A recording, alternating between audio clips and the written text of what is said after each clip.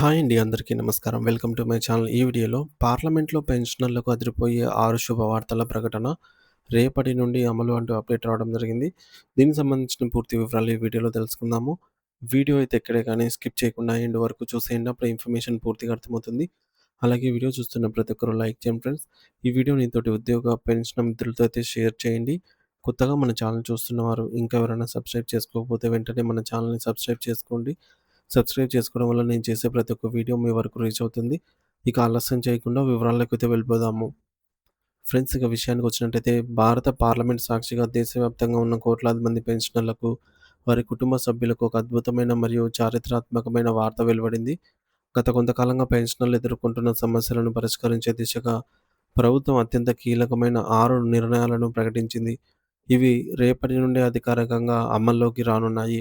దేశ అభివృద్ధిలో తమ జీవితకాలమంతా శ్రమించిన సీనియర్ సిటిజన్ల సంక్షేమమే ధ్యేయంగా కేంద్ర ప్రభుత్వం స్వయంగా ముందుకొచ్చి ఈ యొక్క మార్పులను చేపట్టింది.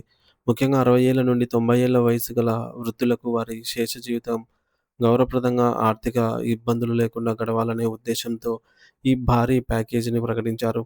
పార్లమెంటు వేదికగా వెలువడిన ఈ యొక్క 6 రకాల వరాలు పెన్షనర్ల జీవితాల్లో కొత్త వెలుగులు నింపనున్నాయి.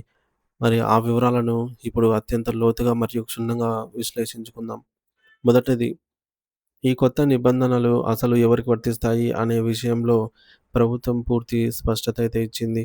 ఈ నిబంధనలు ప్రధానంగా 2 కీలక వర్గాల వారికి వర్తించనున్నాయి. ఎవరైతే 2026 జనవరి 1 కంటే ముందుగా పదవీ విరమణ చేస్తారో అటువంటి ఉద్యోగులందరికీ ప్రత్యేక సవరణలు వర్తిస్తాయి. అలాగే 2004 ఏప్రిల్ 1 తేదీ కంటే ముందుగా ప్రభుత్వ ఉద్యోగంలో చేరి ప్రస్తుతం పెన్షన్ పొందుతున్న వారు లేదా 2026 నాటికి రిటైర్ కాబోతున్న వారికి ఈ ప్రయోజనాలు అందుతాయి. దీని అర్థం పాత పెన్షన్ విధానం పరిధిలోకి వచ్చే వారందరికీ 2025 సంవత్సరం నుండే పూర్తి స్థాయి ఆర్థిక లాభాలను అందించాలని ప్రభుత్వం ఒక దృఢమైన లక్ష్యాన్నయితే పెట్టుకుంది. అంటే వచ్చే ఏడాది నుండే పెన్షనర్ల బ్యాంకు ఖాతాల్లో గణనీయమైన మార్పులు మనకు కనిపిస్తాయి. రెండవ అతిపెద్ద ముఖ్యమైన విషయం ఏంటంటే ఆదాయపు పన్ను ఇన్‌కమ్ టాక్స్‌లో ప్రభుత్వం కల్పించిన భారీ ఊరట.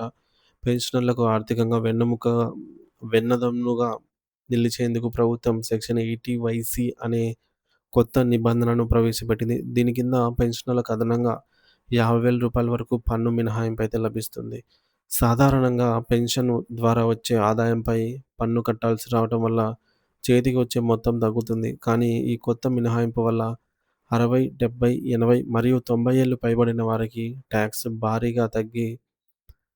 భారం తగ్గి వారి చేతికొచ్చే నికర పెన్షన్ మొత్తం పెరుగుతుంది.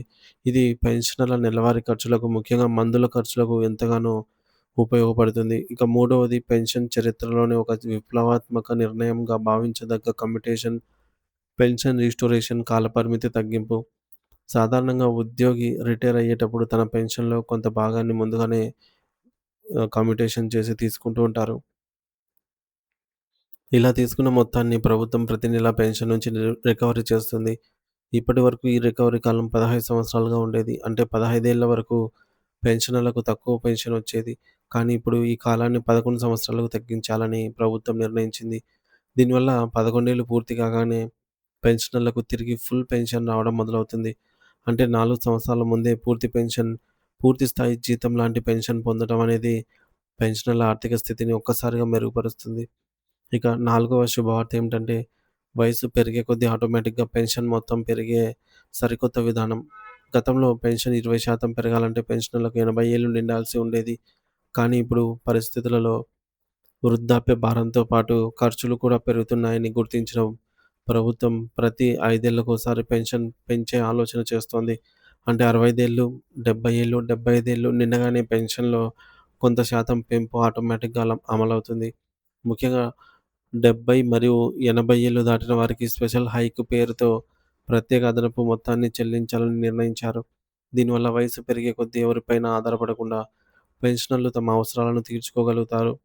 ఐదవది, ఆరోగ్య రంగంలో పెన్షనర్లకు లభించిన అభయం. సీజీహెచ్ఎస్ సేవల్లో విప్లవాత్మక మార్పులు. సెంట్రల్ గవర్నమెంట్ హెల్త్ స్కీమ్ కింద దేశంలోని అన్ని ప్రధాన నగరాల్లో కూడా అత్యాధునిక వసతులతో కూడినటువంటి కొత్త వెల్‌నెస్ సెంటర్‌లను ఏర్పాటు చేస్తున్నారు. ఇక్కడ అత్యంత విశేషమైన విషయం ఉచిత హోమ్ విజిట్ సేవలు. 80 ఏళ్లు దాటిన వారు లేదా అనారోగ్యం వల్ల ఆసుపత్రికి రాలేని స్థితిలో ఉన్న పెన్షనర్ల వద్దకే డాక్టర్లు స్వయంగా వచ్చి వైద్యం అందిస్తారు. దీనికి తోడు డిజిటల్ హెల్త్ కార్డుల ద్వారా క్యూ లైన్‌లో నిలబడే అవసరం లేకుండా వేగంగా చికిత్స పొందే వెసులుబాటైతే కల్పించారు. అదనంగా గుండె, మూత్రపిండాలు వంటి 7 కొత్త స్పెషాలిటీ విభాగాలను కూడా ఈ పథకంలో చేర్చి వైద్య సేవలను మరింత విస్తృతం చేశారు. ఆరవ మరియు చివరి ముఖ్యమైన వార్త వడ్డీ రాయితీలు మరియు సులభతర రుణాలు. పెన్షనర్లు తమ సొంత అవసరాల కోసం లేదా తమ జీవిత భాగస్వామి పేరు మీద లోన్‌లు తీసుకోవాలనుకుంటే రేపటి నుండే వారికి ప్రత్యేక వడ్డీ రాయితీ లభిస్తుంది. సో, సాధారణ వడ్డీ రేటు కంటే తక్కువ ధరకే వారికి రుణాలందుతాయి. అంతేకాకుండా సీనియర్ సిటిజన్‌ల కోసం ఫాస్ట్ ట్రాక్ లోన్ స్కీమ్‌ను కూడా రూపొందించారు. దీనివల్ల బ్యాంకుల చుట్టూ తిరిగే పని లేకుండా దరఖాస్తు చేసిన వెంటనే అతి తక్కువ సమయంలోనే లోన్ అప్రూవల్ వచ్చేలాగా నిబంధనలైతే సడలించారు. వీటితో పాటు పెండింగ్‌లో ఉన్న డీఏ బకాయిల చెల్లింపులు మరియు గ్రాట్యుటీ పరిమితి పెంపుపై కూడా ప్రభుత్వం సానుకూల నిర్ణయాలైతే తీసుకుంది.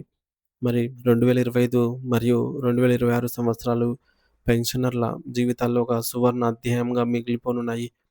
ఈ యొక్క ప్రభుత్వం కల్పించిన ఈ యొక్క ఆర్థిక మరియు ఆరోగ్య భద్రతను పెన్షనర్లందరూ సద్వినియోగం చేసుకోవాలని అయితే ఆశిద్దాము.